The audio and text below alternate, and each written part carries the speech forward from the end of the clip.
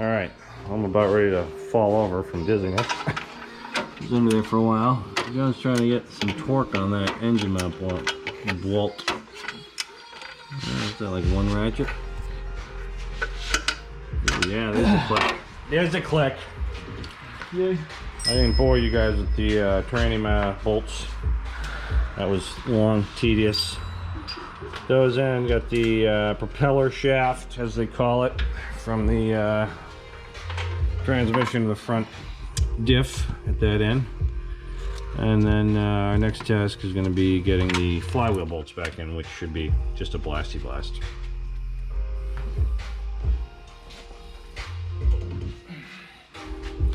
I think we got enough room for the headers. Cross fingers. All right, we're going under.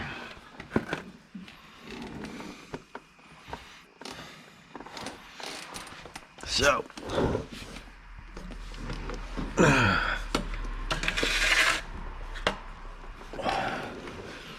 suspension parts here. So I'm going to be getting up into here, and John's going to rotate the main pulley, get the bolts lined up in here. I can feed them through and then work my way around, getting them lined up, torqued up. The flywheel plate to the torque converter in the transmission. You can see it's pretty limited access up in there. So that'll be a good time.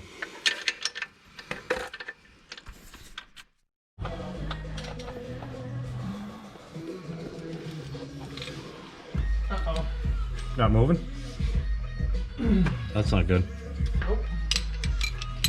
What the fuck?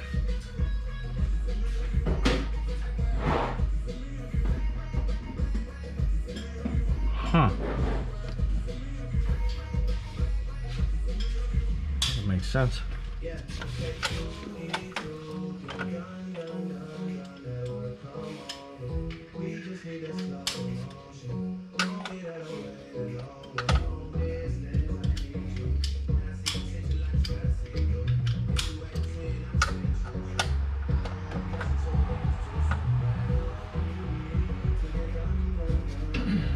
Not budging, huh?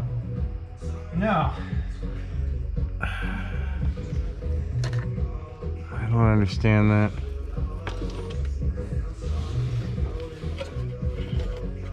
What the fuck? Couldn't possibly be that tight against the plates. You try the other direction?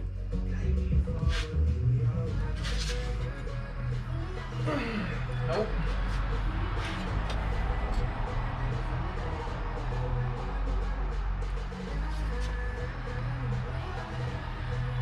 Huh. All right, well, everything didn't go quite according to plan. We got everything put back together, bolted up and torqued up, and we could not turn the motor for life depended on it. And so we re-released the transmission and determined that the torque converter had apparently stepped forward a little bit and was binding, so it locked right up. So we pulled all the bolts, released it, we reset it, clamped it in a couple locations, got it sitting nice, and now the flywheel turns like it's supposed to. So we've decided in wake of this, we're going to get new bolts. Technically aluminum bolts you're supposed to replace anyways. So we're gonna, Johnny's trying to source them right now, which is proving to be a bit of a challenge. I'll probably call BMW dealership in the morning, but that may set us back a little bit. But we'll at least be able to get it back together and everything turns freely, and that's a good sign. And then hopefully our parts for the gaskets will be in for the headers, so we can get those put back in. Start getting this thing back to running condition.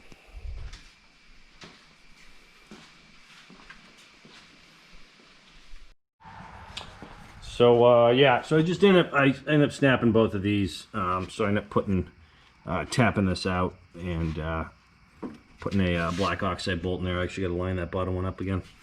And ended up not having the bolt for the AC, so I'm going to pick one up for that.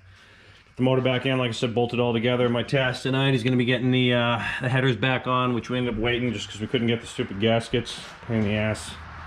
So we finally got those. They're those like crush type gaskets. So those, I'm gonna work on putting those on tonight. I also ended up picking up a recharge kit for the AC.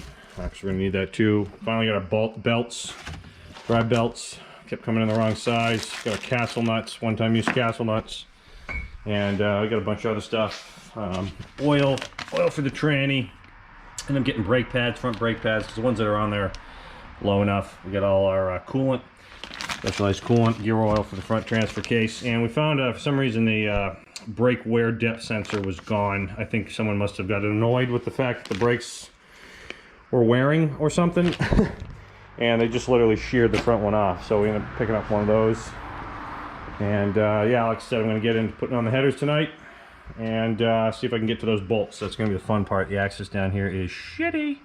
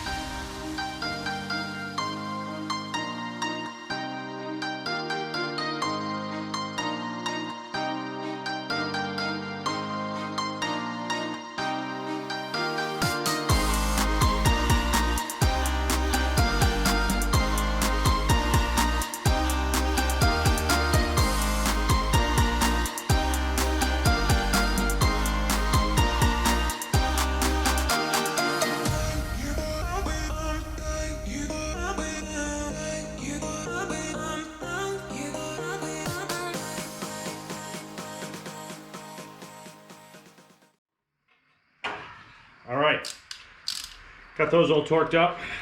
That was fun. Had to basically hammer the first header went in great. The rear header went in easy peasy. And the second header, I had to basically reform the heat shield to get it in place. To hammer that out a little bit, but I'm not really sure what the factory specs are for getting a header in and out. But there's almost no clearance there. I tried trying to feed them up from below, but the opening there is just too tiny without removing an engine mount or having the engine out, which seems an absurdity to me. But having said that, I'm finding a lot of things on this car, in my opinion, a little bit absurd. I guess it's just a BMW thing. People start to really wonder why BMWs are so expensive. If you've never actually worked on one, I guess you wouldn't really know, but their maintenance costs are pretty absurd. But some of the stuff I've experienced here, like aluminum bolts that ultimately have to be replaced anytime you take them out, components that are clearly just not made to be removed, and of course, you know, with any highly electric car, even American-made cars, tons of wiring, just an incredible amount. And this is an 09, so I'm sure a much newer vehicle would have even more, but this one's got quite a bit.